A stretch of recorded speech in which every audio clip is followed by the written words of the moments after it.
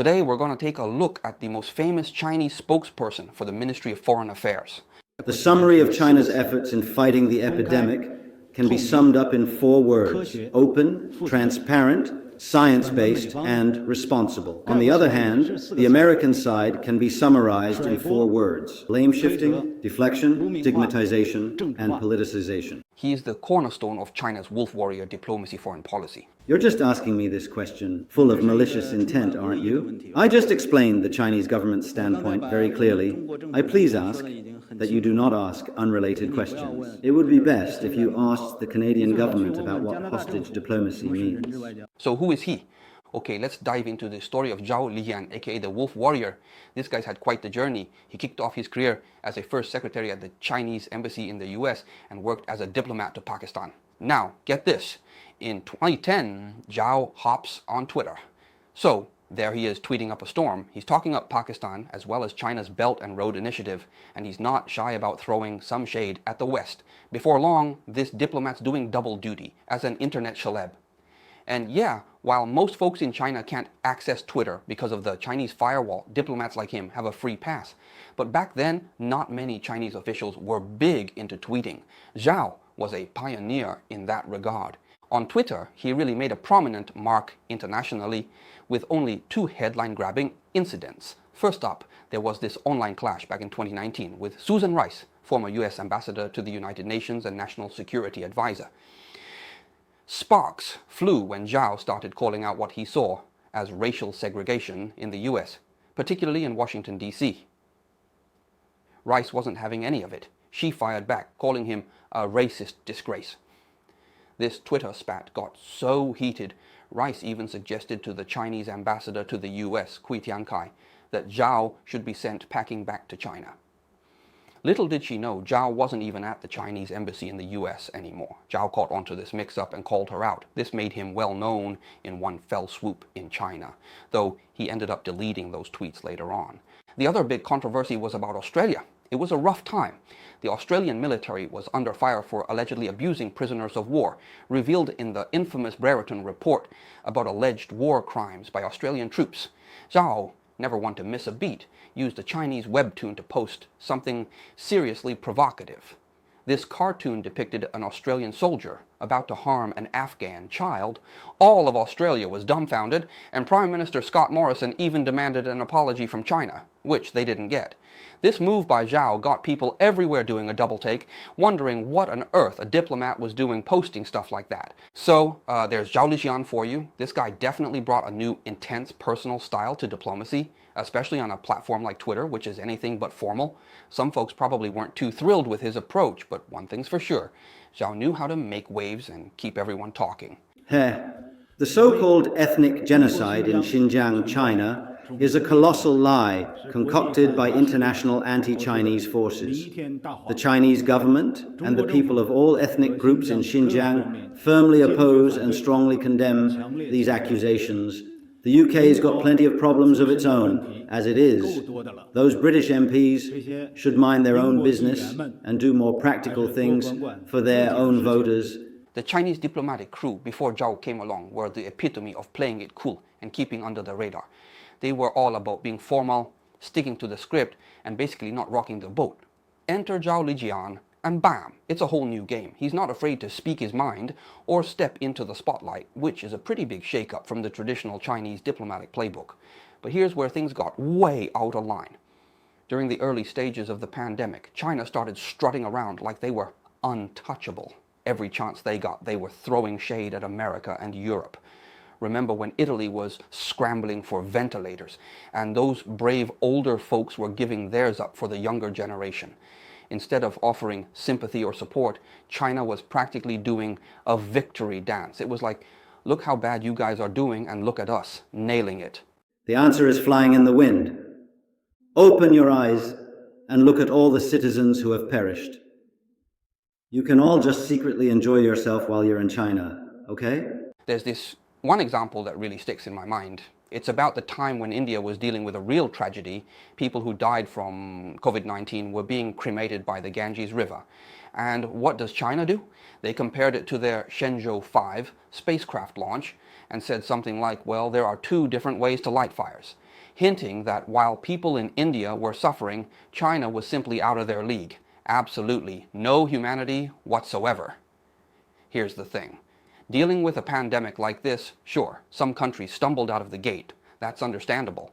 And let's not forget, places like India were already dealing with tough medical challenges. But when something this tragic is unfolding, the last thing you should be doing is taking a victory lap at someone else's expense. China was doing better, no doubt about it, but rubbing it in everyone's face, especially when they were down and out, that's just not okay. You'd expect a bit of humility, some compassion, maybe even offering a helping hand, but instead, it was just a daily dose of look how great we are, and pointing fingers, especially at the US. Makes you think, doesn't it? American democracy isn't a model home. It's an unfinished building. I ask you, what qualifications does a country like this have to flaunt itself as a model of democracy? What sort of righteousness and morality do they have that makes them suitable to serve as the judge of democracy? On November 28, 2022, there was a press conference which marked the beginning of the end for his career as spokesperson, though it was pretty unusual, especially for Zhao Lijian, their wolf warrior spokesman. This guy's known for his confidence, always ready to go toe-to-toe with foreign journalists, making sense or not. But on this day, something was off. The widespread display of anger and frustration at the zero COVID policy in recent days across China. Is China thinking about ending it, and if so, when? Thank you.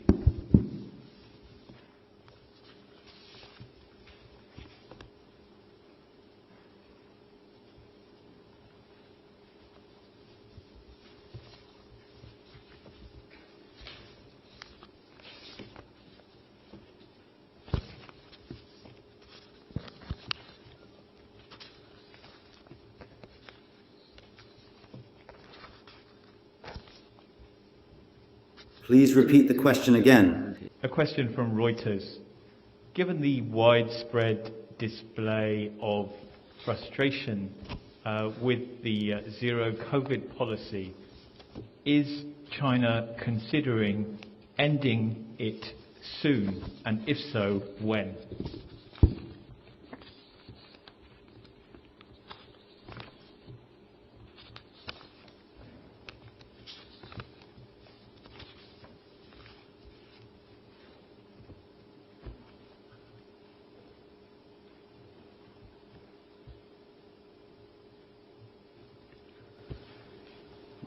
The situation you mentioned is not in accordance with the facts. Get this, Zhao Lijian just blanked out, completely forgot his script and lines, man. Total brain freeze. Now don't let that smooth-talking facade of a Ministry of Foreign Affairs spokesperson fool you. When they're up there fielding questions from the international press, it's not all off the cuff. They've got to prep those talking points well in advance. They're always thinking about what those foreign reporters might throw at them, and how to swing back. All prepped and scripted with approval from the higher-ups of the government. But why the fumble from Zhao Lijian? Well, the guy just straight up forgot to bring his script to the stage. Rookie move, cue the most awkward minute and a half at the podium. To cut to the chase, this was a personal blunder, plain and simple. And not a small one at that. It's a screw-up that put him on the international stage, folks. We're talking TV coverage in a bunch of countries. NHK in Japan, news outlets in the United States, they've all had a field day with it. The situation you mentioned is not in accordance with the facts. The Chinese side has always adhered to the zero COVID policy and has been continuously making relevant adjustments based on the actual situation. We are actively implementing the 9th edition of Preventing the Spread of Coronavirus, and China's 20 new measures for optimizing COVID-19 response.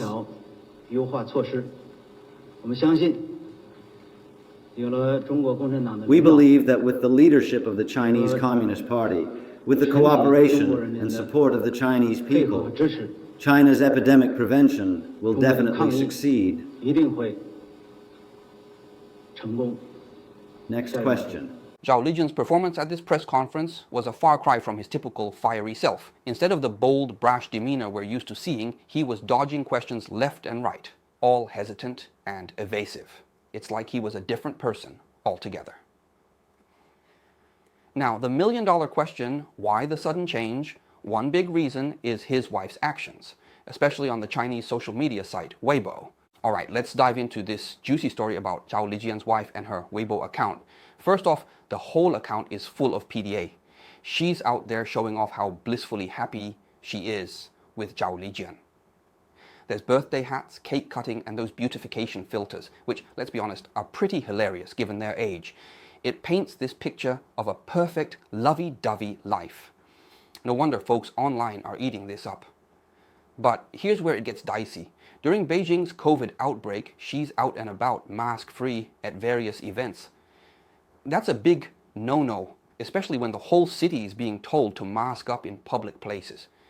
It's like everyone else is following the rules, but not her. It's got people scratching their heads, wondering why she's not wearing a mask. Is she thinking Omicron's not a big deal? Or is she just choosing to ignore the government's pandemic policies? Either way, it's not a great look. On top of that, Zhao Lijian's son is studying in Germany. That turns some heads. Zhao's always talking up China, taking digs at other countries, but then sends his own kid to study abroad. And his wife's posts from Germany are another thing. She's showing off this relaxed post-work life where people kayak and canoe, talking about how Germans don't do overtime. And it's a stark contrast to the lifestyle and work culture she's coming from. It almost feels like she's subtly critiquing the way things are back home. So, what does this say about the couple? On one hand, you've got Zhao Lijian, a high-profile spokesman, incessantly praising the Communist Party, laying into countries like the United States, United Kingdom, France, Japan, and Taiwan, left and right. But then there's his wife, seemingly indifferent to the very policies her husband is advocating. Put it all together, and you've got a situation that's raising a lot of questions. People are wondering if Zhao Lijian and his family are really buying into the policies and stances he's publicly advocating. It's like, on the surface, he's so hardcore pro-China, but behind the scenes, his family's life tells a different story. So, long story short, it's highly likely that Zhao Lijian was preoccupied and distracted with his wife's behavior and nervous about the impact it could have on his career. Anyway, back to the press conference. Zhao walked into the press room, business as usual, but when the questions start flying, he seemed, I don't know, out of sorts. The second question comes from a Reuters reporter. They're asking about the protests popping up all over China, from Shanghai to Beijing, and whether this means the end of the dynamic zero COVID policy. Now, you'd think Zhao, being in the loop and all, would have seen this coming a mile away, but nope. When he's hit with the question, he's like a deer in headlights. He starts rummaging around on his desk, probably looking for some prepared script, because, let's be real, in his position, you don't just wing it when answering these kinds of questions, but the script, nowhere to be found. He's stalling, asking the journalist to repeat the question, but it's clear as day he's lost at sea without his trusty script, and when he can't find it, he just defaults to saying the situation described is not in accordance with the facts. Now, back to scenes from the press conference. The Kyodo news reporter then asked another question, and the screw-ups just keep coming. According to reports, a BBC journalist was arrested and detained in Shanghai while covering a public protest. What laws did he violate? Also, similar public protests have recently occurred in Beijing. Are covering these events illegal or in violation of regulations? Thank you.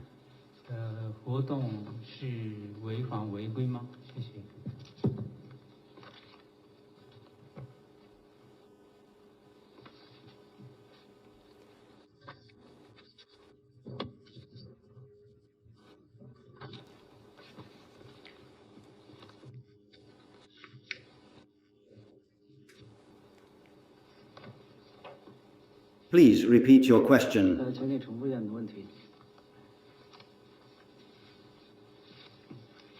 According to reports, a British BBC journalist was arrested and detained while covering the public protest in Shanghai. What law did he violate? There have been similar public protest activities recently in Beijing as well. Is our interview activity illegal or against regulations? Thank you.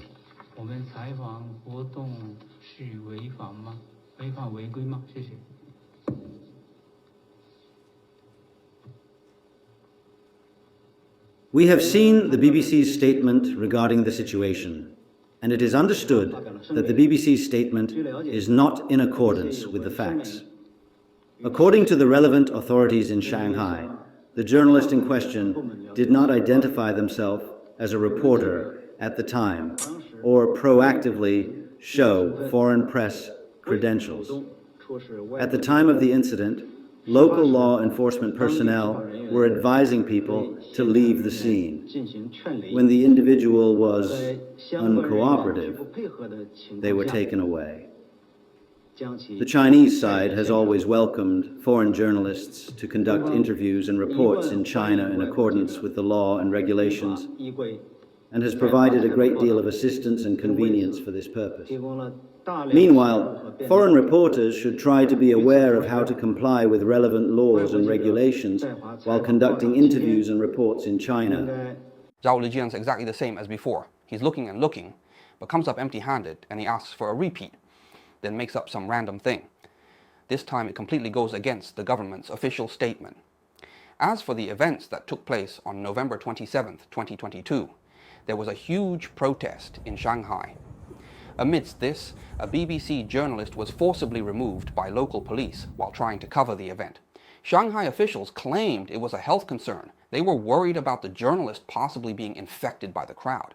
However, the footage captured by locals tells a different story. It shows the journalist being aggressively detained and dragged away, which paints a rather troubling picture of the incident. Then you've got Zhao Lijian's take on it. He says the journalist didn't present a press card. This explanation doesn't quite gel with the Shanghai government's version. It's a bit of a murky situation, and it's not clear who's giving the straight story, but the footage tells us everything we need to know. Zhao Lijian also makes this claim that the Chinese government has been accommodating to foreign journalists. But there's been a growing difficulty for these journalists to get visas in China, including in Hong Kong. So there's a clear disconnect between Zhao's claims and the experiences of these journalists.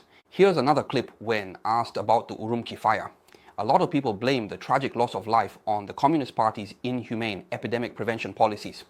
Regarding the Urumqi fire you mentioned, the Urumqi municipal government has already issued the relevant statement.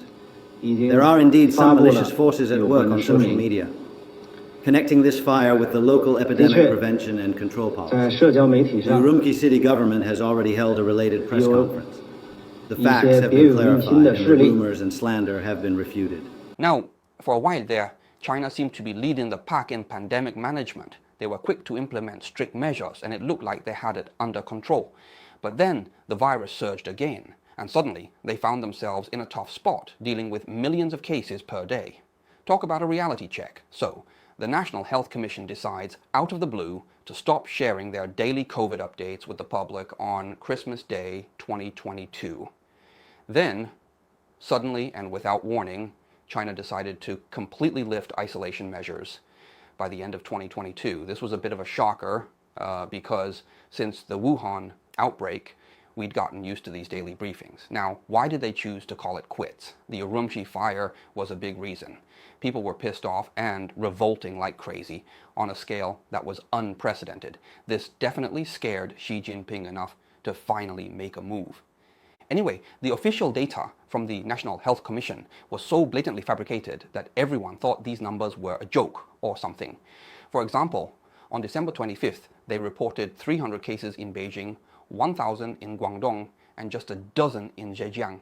But then you hear from local governments reporting wildly different numbers, like Qingdao with 500,000 cases a day, Zhejiang hitting 1 million in a day, and Dongguan at about 300,000. Big difference, right? Then there's this leaked internal health commission meeting from Shanghai revealing some staggering figures. 37 million infections a day nationwide, with over 200 million people infected in total. Half the populations of Beijing and Sichuan are said to be affected. These numbers seem more in line with reality. In contrast, the daily numbers released to the public were much lower, just a few thousand cases, and there was little to no information about severe cases or deaths. It's quite a discrepancy. So, late December 2022, was a heck of a time for Zhao Lijian. This time around, he snagged the spotlight for a different reason. He caught COVID-19. Now, with Beijing in the throes of a major outbreak, it's not exactly a shocker that Zhao got hit too. The virus doesn't care how tough you talk. But the real story here is what went down after Zhao got sick. This whole saga started buzzing when Zhao's wife spilled the beans on Sina Weibo on December 19th. She's since scrubbed the post, but the internet never forgets. There are screenshots galore. Her post was pretty eye-opening. She's talking about Zhao running a fever for a week, unable to get his hands on basic meds like cold, fever, or anti-inflammatory drugs. She's basically throwing shade with a question like, where did all these medicines go? That's the kind of question that would usually get Zhao firing back if he wasn't laid up in bed. Imagine the irony. If someone asked Zhao where the medicine was, he'd probably say something like, they're where they're needed most at the hospitals with the patients. But here we are, Zhao's wife is essentially calling out the very system he defends. It's a slap in the face to China's epidemic policies. Beijing's official line was just a few hundred cases a day, no sweat. But then you've got Zhao's wife saying they can't find medicine. I took a dive into her Weibo post before December 19th, and it looks like she was desperate, cornered, trying to care for Zhao at home. She's talking about using ice pops to cool him down, sucking on sour plums for his sore throat, and downing licorice tablets. Not exactly cutting-edge medical treatment. Let's not forget, Omicron might have a lower death rate, but it's still a risk, especially for someone like Zhao, who isn't exactly young anymore, and has underlying health conditions. His wife's post seems more like a cry for help than a complaint, hoping someone might offer some fever meds. Her follower count on Weibo was around 100,000, and someone even gave her 4 pills, rumored to be from Hu Xijin. But the way I see it, Zhao Lijian and his wife kind of dropped the ball on this one. Zhao's the face of the Chinese Ministry of Foreign Affairs. If he's sick with COVID, the last thing he should be doing is publicly begging for meds.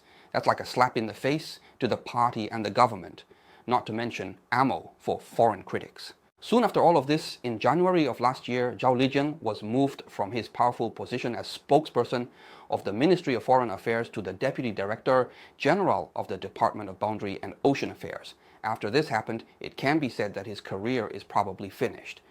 Ian, there's no other way to look at this than a demotion, plain and simple. Most people ascend the ranks after serving as spokesman for a few years, but in 2 years he's already been cut loose. Still, some people say Zhao Lijian is particularly suited for this role. Think about it. What is Zhao Lijian's nickname? Wolf Warrior. But when he's sparring with hostile forces in his role as a spokesperson, it's like he's just shadowboxing from a distance because he's just facing reporters.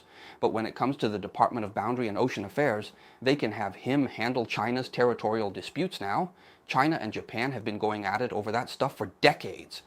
And then there's Vladivostok. Russia has been occupying Chinese territory for over 100 years, and so on. So he's really in the right place to show his skills here. So some folks are saying that this is a big move, sending Zhao Lijian, the wolf warrior, to the Department of Boundary and Ocean Affairs to expand China's territory. Alright, let's take a closer look at this situation. Some people believe that Zhao Lijian's departure from his role as the spokesperson for the press was a decision made out of respect for his family's wishes. His wife, who has quite a following on Sina Weibo, once shared some insights during an affectionate online post. She mentioned that the job of a spokesperson for the Ministry of Foreign Affairs is incredibly demanding, not really suited for a normal life. Zhao worked tirelessly, up to 12 hours a day, and often had to continue his work until late at night, even after returning home. This left him with practically no personal life. Additionally, she pointed out that the salary for this demanding role was only comparable to that of a Beijing delivery person. This meant that Zhao was constantly working under the direction of his superiors, while also having to handle the stress of people spreading rumors and attempting to damage his reputation. She also added a telling comment saying, "Both his enemies and I hope he resigns." So maybe the role was too taxing and perhaps not worth the personal sacrifices for Zhao Lijian. It seems likely that the decision makers were already not particularly pleased with all his screw-ups. Then, to see his wife talk about how much this position was affecting him, they probably figured, why not just get rid of him? Now, this guy's been the fresh face at the Ministry of Foreign Affairs for under 2 years, but boy, has he shook things up. But from where I'm standing, He's been more of a wrecking ball to China's diplomatic image than anything else. In recent times, Western and Asian nations, we're talking Japan, South Korea, Australia, Europe, even the US, their feelings towards China have nosedived. I mean, they're hitting rock bottom, while the bad blood's off the charts. I'm betting a big chunk of this mess is thanks to Zhao Lijian's antics. Previous Chinese diplomats, whether from the foreign ministry or as spokespersons, they used to just beat around the bush, you know, what you'd expect. But Zhao, the guy comes off like a thug, all guts, no glory, with a side of arrogance. Let me tell you, that's not doing China any favors on the world stage. Now, on to the second point. Zhao Lijian isn't just causing a splash.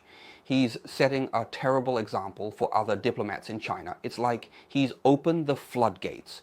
Remember my bit on the Chinese ambassador to the UK and Zhejian in Osaka? If you take a look at their online rants, it's straight out of Zhao Lijian's playbook. Zhejian has been making borderline harassing rants about Japanese society. People are raising eyebrows at this stuff. Well, I've got a hunch that Zhao Lijian's the bad influence here.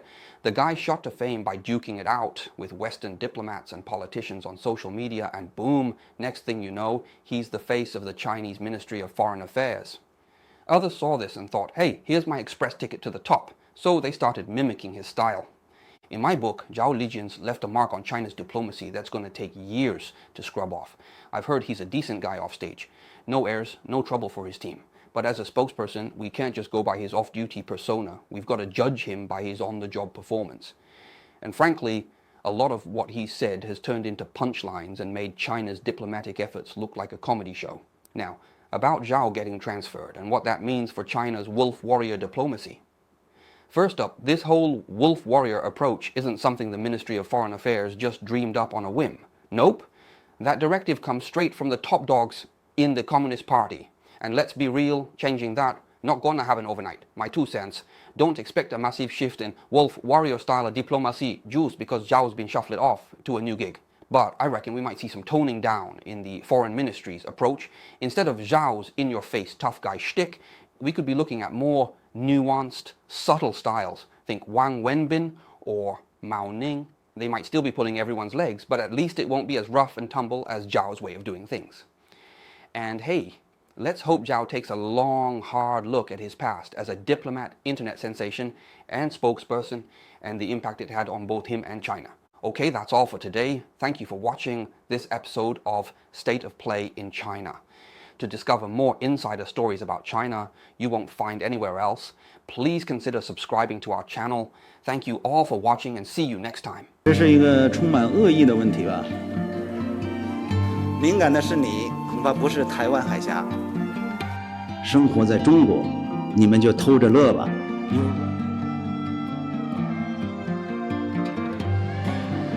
CCTV 的网友你们好啊，这个我非常高兴跟大家这个进行直播。